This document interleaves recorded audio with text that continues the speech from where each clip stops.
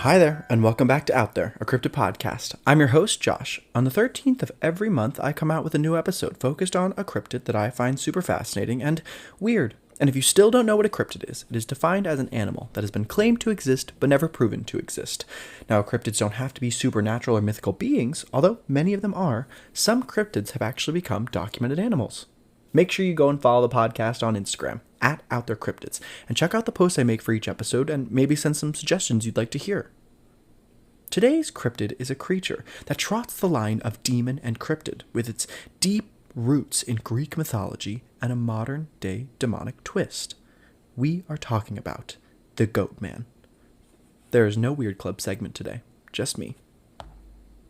Let's dive in. To begin this cryptid story, we need to do a little history lesson. So, we are going back to ancient Greece, where the people revered gods like Zeus and Hades, and were terrified of beings like Medusa and the Minotaur. There was a creature that was known as a satyr. Remember Mr. Tumnus from the Chronicles of Narnia? Yeah, that is what we are talking about. They were nature spirits that had the legs of a horse, but with the body of a man. So, half goat, half man. Now, satyrs were known as lovers of wine, music, dancing, among some other things. So, they sound harmless, right? Well, there is a side of them that is definitely not PG, so plug your ears if you don't want to hear this. Satyrs were often depicted in art with exaggerated erections and shown masturbating or engaging in bestiality. They were said to have attempted to seduce or rape nymphs and mortal women alike, usually with little success. So like I said, not PG. There was even a Greek god who was a satyr, Pan, the god of the wild shepherds and the flocks, nature of mountain wilds, rustic music and impromptus, and companion of the nymphs, was depicted as having goat-like legs and horns on his human upper body and face. But Pan, just like the satyr, was closely affiliated with sex, and therefore became the god of fertility as well. Now, what we can see from all of this is that maybe these beings were not as wholesome as we thought.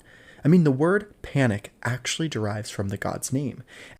And could it be just a coincidence the half-goat people are also how many different demons, including the devil, have been depicted over the years? Now, that is a big question that we will probably not get an answer to, but we can talk about some American tales of goatmen. We're going to start in the state of Maryland, where probably the most famous case takes place, the Prince George's County Goatman.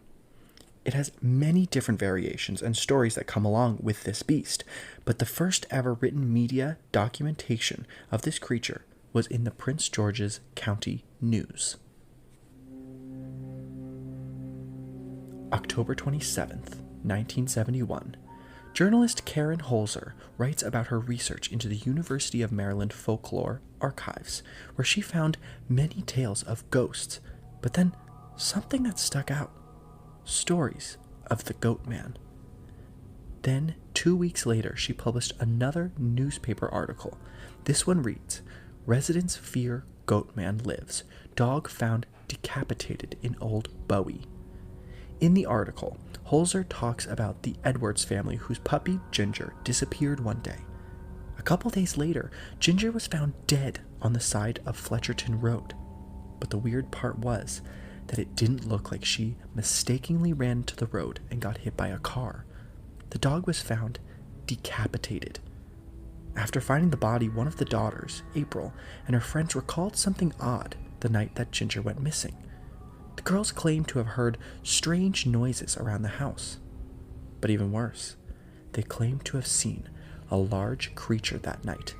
A creature that was animal-like, that walks on hind legs. Reports of a similar creature were increasing around the Fletcherton Road area.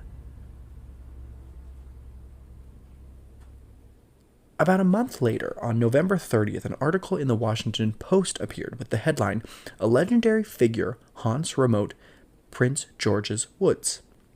In it, the men who found Ginger's body talk about what they saw.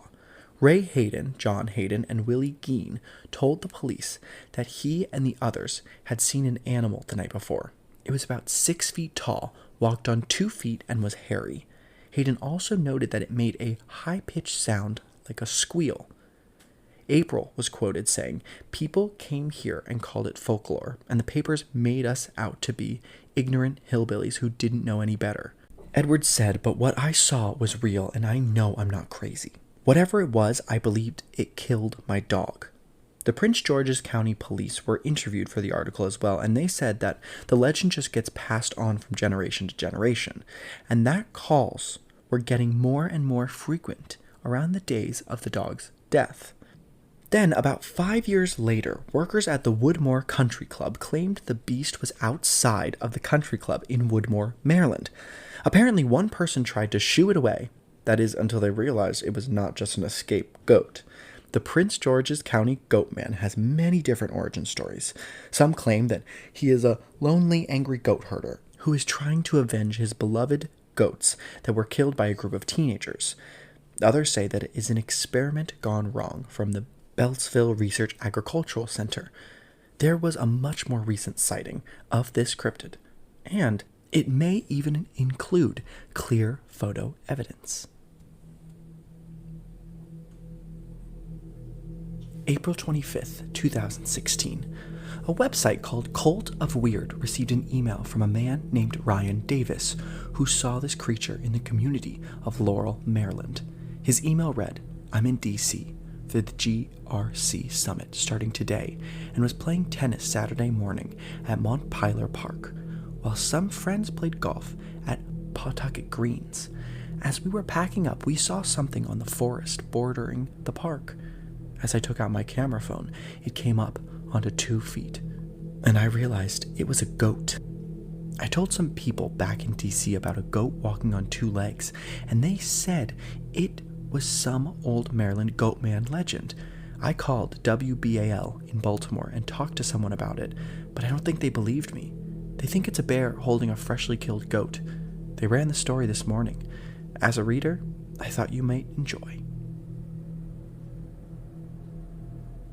This photo clearly shows a large bipedal creature with black fur and a goat head. Now, the writer does point out that this does all seem a little too good to be true. I mean, it's a crystal clear image of exactly what people describe the Goatman to be, so it is believed that this was either a hoax or the person who sent it in stumbled upon a hoax. One thing we do know is that the Goatman isn't only just in Maryland. About 830 miles north lives another cryptid that bears a striking resemblance to the Prince George's County Goatman. On a winding gravel road near Richfield, Wisconsin, lives another Goatman. According to legend, a man was killed on the road in the 1800s, and his soul has never been able to rest. The location has a long history of occult practices that trapped this man's spirit. He now walks the stretch known as Hog's Back Road at night, carrying a goat's head to scare people into driving off the road. But what's worse is that it is said that the evil energy has also left with people and have taunted them in their own homes, as well as while they are out there through voices and shadows walking around. In the 1970s, a couple was dared by friends to go to the road after dark. While they were driving along, their car broke down. The man decided that he would walk to the nearest town to get help and left his bride with the car. While he was waiting, she claimed to have seen a creature covered in red hair with a horned head and goat muzzle. She stayed in the car and tried to remain as silent as possible. Eventually, she fell asleep, and when she awoke in the morning, she realized her husband was still not back. She got out of the car and wandered over to where she saw the creature and followed the hoof prints. The steps led right straight to the mutilated remains of her husband. It is unclear if this was the spirit of the man trapped there or if it was some other entity or cryptid, but either way, this goat-like figure sounds very familiar to the Goatman down in Maryland. Now, sightings didn't end there. Another came in 2003 when some men claimed to have seen a two-legged goat walk across the road in front of their car. The creature was the size of a man with large muscular legs and tiny arms. But we do have another stop on our Goatman journey, and this stop is probably the most famous and most active spot where this cryptid has ever been seen. The Goatman's Bridge is more formally known as the Old Alton Bridge. It's in the town of Lantana, Texas, which is about 40 minutes away from Fort Worth. The bridge was built in 1884. It connected the old town of Alton to Denton. Alton was a small town with a population of about 1 person in 1848. It is not open to vehicle traffic anymore, but it is the site of many, many paranormal and cryptid investigations. There are many different urban legends about the bridge, but over the years, a lot of people started to see a goat-like biped in the area, and the legend of the Goatman came to life. There are 2 famous origin stories that give us an insight into what this location has seen throughout history. Around the 1860s, a group of cowboys lynched a local Creole man named Jack Kendall. He was a goat herder from the area. The cowboys hung him from a tall creekside tree near where the bridge now stands. But the force of his body falling was too strong, and so when he fell, his head came clean off. As the lynchers watched, the headless body raised itself from the creek bed mud, animated by voodoo, and ripped off the head of a nearby goat and replaced his own, still dangling in the noose. The second legend says that a black farmer named Oscar Washburn ran a successful farm nearby. The farm had a goat herd that provided quality meat, milk, cheeses, and hides.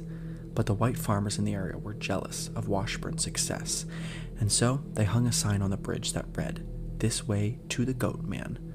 It was made to direct the local Ku Klux Klansmen to take matters into their own hands. One night, in the 1930s, a mob formed and made their way to Washburn's farm. When they got there, they dragged him out of the farm and to the bridge where a noose was waiting. Washburn begged to be released, but they did not care, and so they pushed him off. But when the KKK members went down to the bottom to see what they had done, they were met with something much more terrifying. The noose was empty, and the water under the bridge was undisturbed, as if Washburn was never there. The Klansmen panicked, thinking he had escaped, so they went back to his farm and burned everything to the ground, including all of his animals and his prized goat herd. Washburn may have escaped that night, or he may have been welcomed into a realm where he could become a vengeful entity ready to take on anyone who made the trek onto the bridge.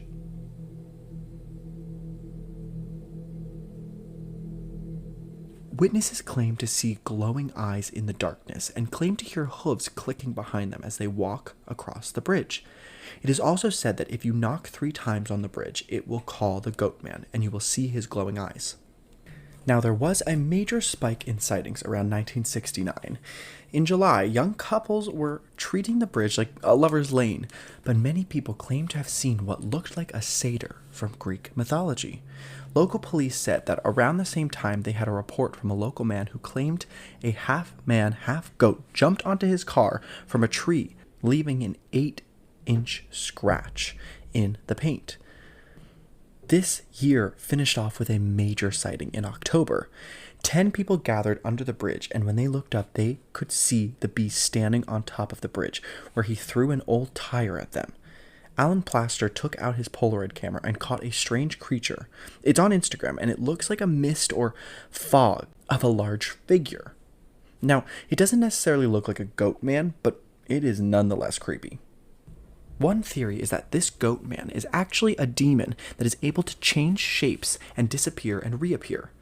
A professor of early modern history at the University of East Anglia named Malcolm Gaskill talks about how goats play a more prominent role in European witch imagery. He said, in European engravings and paintings that depict the witches' Sabbath, that is, the remote meetings where witches were supposed to gather to pay homage to Satan, the devil is often depicted as a goat or a goat-like man. For example, in England, goat farming was not something you would really want to do. If you were a goat farmer, you were thought of as very backwards. So we see how this Goatman might be much more than just a cryptid. A channel called the Paranormal Files went out to investigate Goatman's bridge. The crew arrived to find locals already at the site, apparently enjoying a night out at one of the most haunted places in Texas. One of the young men offered to show the investigators where a lot of the cult activity was supposed to take place. They find large wooden discs like pentacles.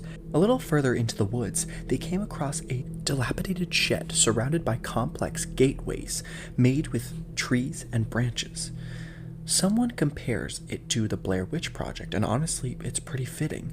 The group is trying to find a way back to the main path when they hear a disembodied voice whisper from nearby. They can't tell what the voice is saying, but the suggestion of a presence is enough to get them moving faster. Even as they approach the parking lot, screams can be heard in the surrounding area. At this point, a few of them are full on sprinting back to the safety of their cars. With a few parting words, the locals drive off, leaving the host of the channel all alone as he makes his way to the bridge. Once he arrives, he stands in complete darkness, trying to get a response from the Goatman. He hears breathing very close to his face, and a sound similar to a goat's bleating, but not much else. It's as he's walking back towards the parking lot, leaving the bridge, that he hears footsteps crunching through the gravel right behind him. He turns to look, but there's no one behind him. He runs the rest of the way to his car, not stopping until he's safe inside.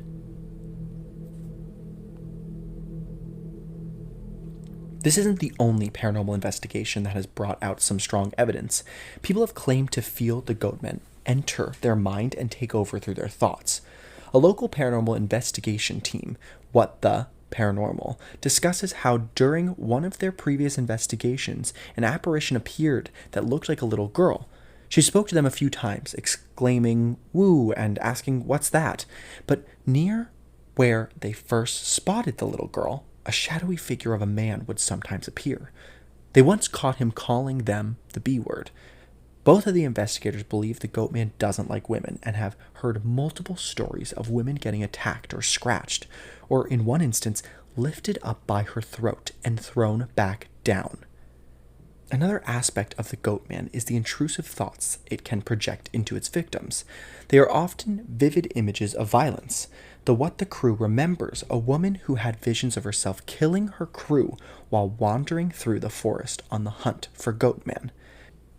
Now, this could be supported by the fact that bridges have been depicted as gateways to other realms. So perhaps this bridge let something in from a much darker place. There is a story about two boys that were on the bridge when they heard a low voice say, "Get off the bridge." One boy ran off, but when he looked back, he said he watched his friend get dragged towards the edge and flipped into the water by an unknown force. A paranormal investigator with the Suborn Paranormal Investigation named Haley had her own experience and even caught some strange things on camera. November 2nd, 2013. On a chilling night, soon after Halloween, while my parents were visiting from Arkansas, we decided to check out this legendary bridge for ourselves.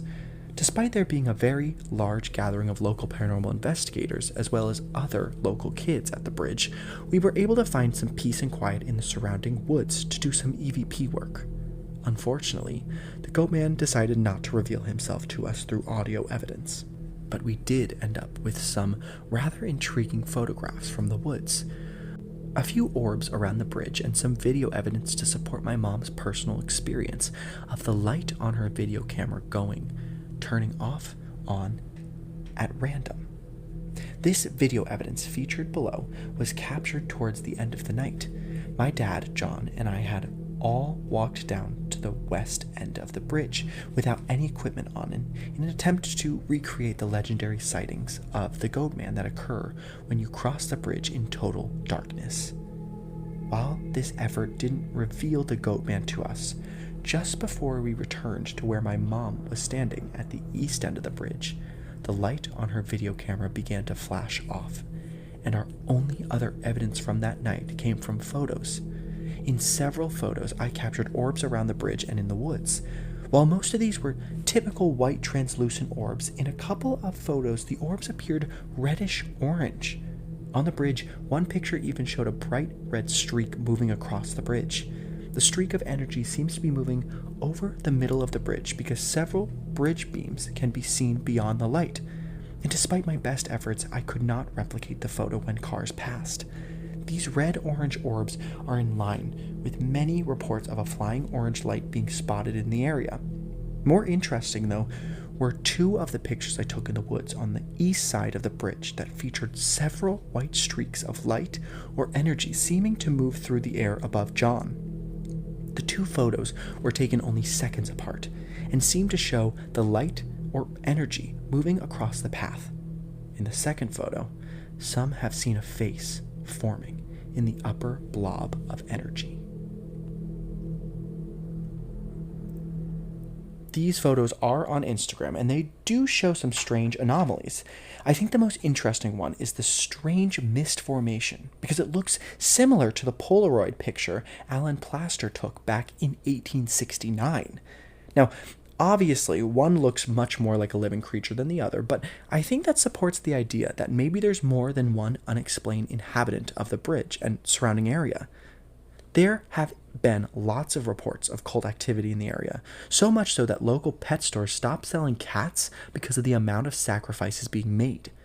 What we know about cult activity is that it definitely can and will welcome in other spirits that are usually not very nice.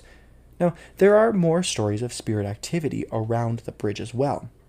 This witness story was written on the website Haunted Places, which is basically like the Yelp of haunted locations. It was posted by the username Breeze. We visited in June 2013, went with 4 other friends at around 9:10 at night, and parked in front of the bridge. The theory is you aren't supposed to look back at the bridge while you leave, so nothing follows you. I stood on the bridge with one of my friends while the others went ahead on the trail. My friend tells me after a few minutes that her back is itching, so I put my phone light on her and see 3 long scratches down the middle of her back. We call to our friends and tell them we want to leave so they come back. As we are crossing the bridge back to the car, I tell my other friend, who is not from the area, not to look back, and we leave. We make it about 5 minutes down the road, and my tire goes flat. We get out and see there is a silver dollar-size hole torn out of my tire. My friend that I told not to look back admits to me that she watched the bridge as we drove away. Things follow you. Don't do it.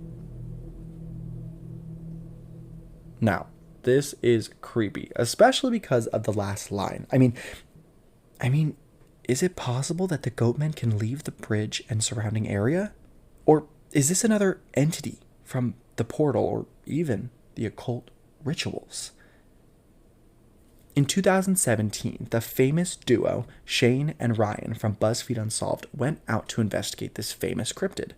While investigating, as they are walking around the woods, they see the bushes moving, indicating to them something is there.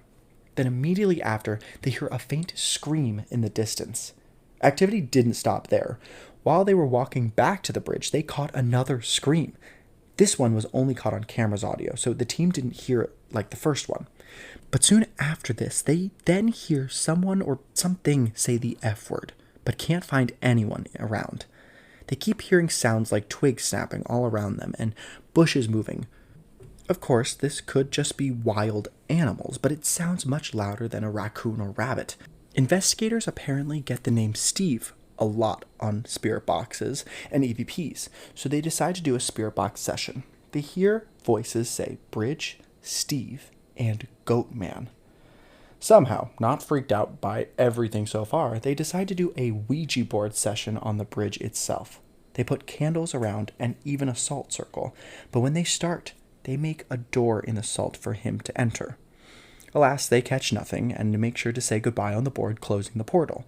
Now, I must say, I have watched every episode, and although this doesn't sound like a lot of evidence, it actually is probably one of the more active places they've investigated. Another one of our favorite TV shows investigated the Goatman as well.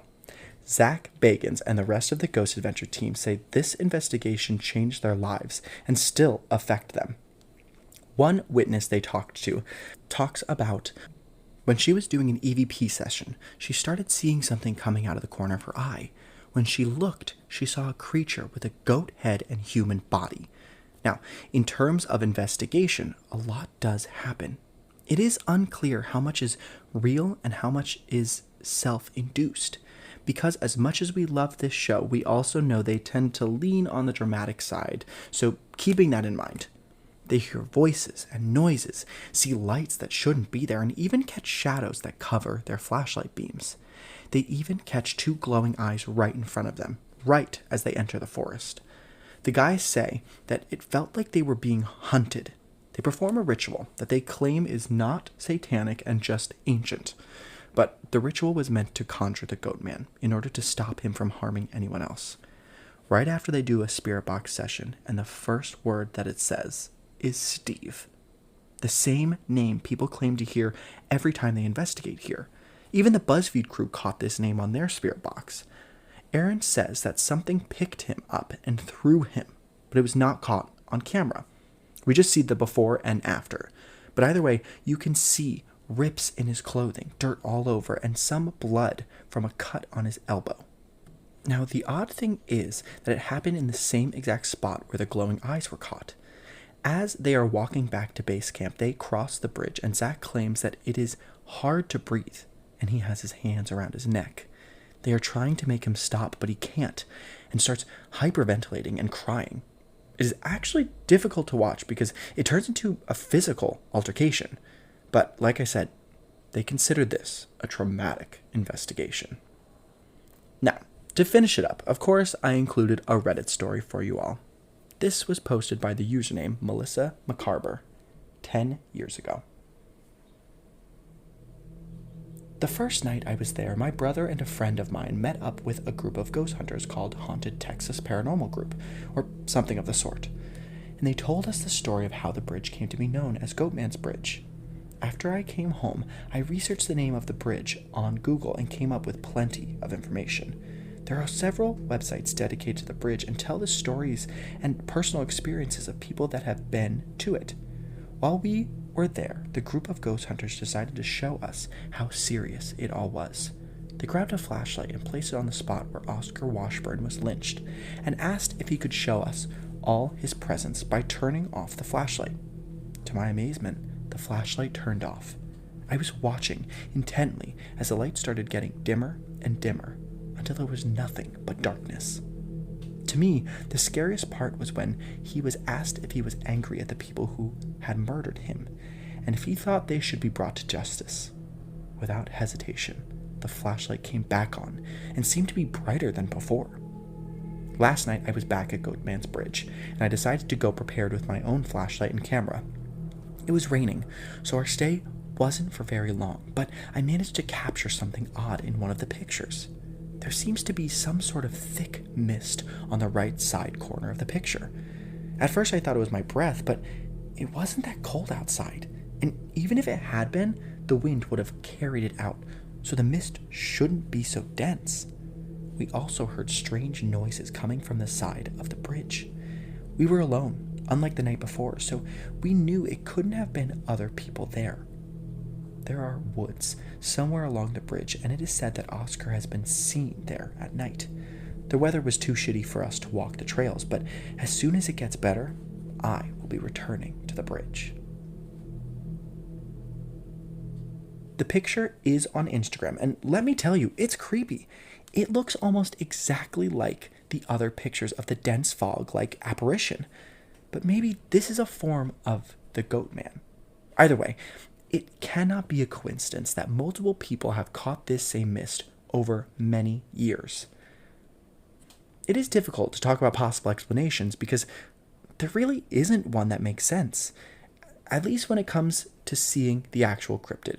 Maybe the Goatman is a demonic spirit manifesting in a way that it knows will terrify people. Or maybe this is a cryptid that just knows how to hide very well. So, what do you think? is the Goatman really out there?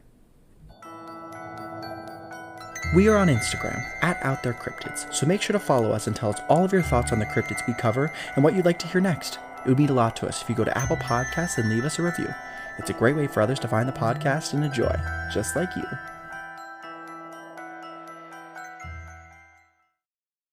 One month from today, I will be covering one of the most famous cases of a cryptid, a case that launched the belief that aliens could really be out there.